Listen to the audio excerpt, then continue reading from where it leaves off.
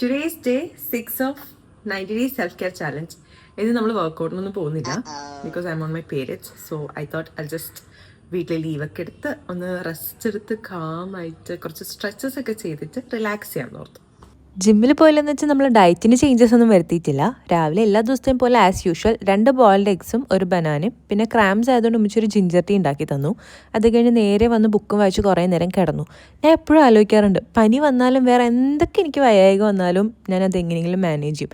പക്ഷേ പീരീഡ്സിൻ്റെ മുമ്പിൽ ഞാൻ തോറ്റു പോണ പോലെ എനിക്ക് എപ്പോഴും ഫീൽ ചെയ്യാറുണ്ട്. ലഞ്ച് ടൈം ആയപ്പോഴത്തേക്കും എഴുന്നേറ്റ് കുറച്ച് റൈസും ബീട്രൂട്ടും ചിക്കനും കേർഡും കഴിച്ചു. ഈ ടൈമിൽ എനിക്ക് പ്രോപ്പറായിട്ട് ഫുഡ് കഴിച്ചില്ലെങ്കിൽ ഭയങ്കര ബുദ്ധിമുട്ടാണ്. ഒന്നാമത്തെ ബോഡി ഭയങ്കര വീക്കായിരിക്കും. എനിക്ക് ആ സമയത്ത് ഭയങ്കര ബ്ലോട്ടിങ്ങും കാര്യങ്ങളൊക്കെ ആയിരിക്കും.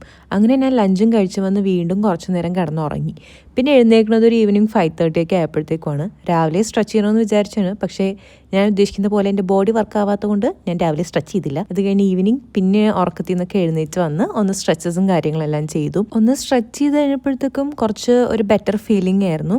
ക്രാംസിനൊരു റിലീഫ് കിട്ടാൻ വേണ്ടിയിട്ട് കുറച്ച് പെൽവിക് സ്ട്രെച്ചസും കാര്യങ്ങളും കൂടെ ചെയ്ത് നിർത്തി. ഞാൻ ഉദ്ദേശിച്ച പോലെ 90 ഡേയ്സ് ചാലഞ്ചിലെ 6th ഡേ വന്നില്ലെങ്കിലും എൻ്റെ മാക്സിമം ഞാൻ ട്രൈ ചെയ്തു എന്നുള്ള കാര്യത്തിൽ ഞാൻ ഭയങ്കര ഹാപ്പിയായിരുന്നു. അതിൻ്റെ സന്തോഷത്തിൽ കുറച്ച് പാട്ടും കേട്ട് കിടന്ന് ഇന്നത്തെ ദിവസത്തേക്ക് ഇത്രയും മതി എന്നുള്ളൊരു തീരുമാനത്തിൽ ഞാൻ നിർത്തുകയാണ്.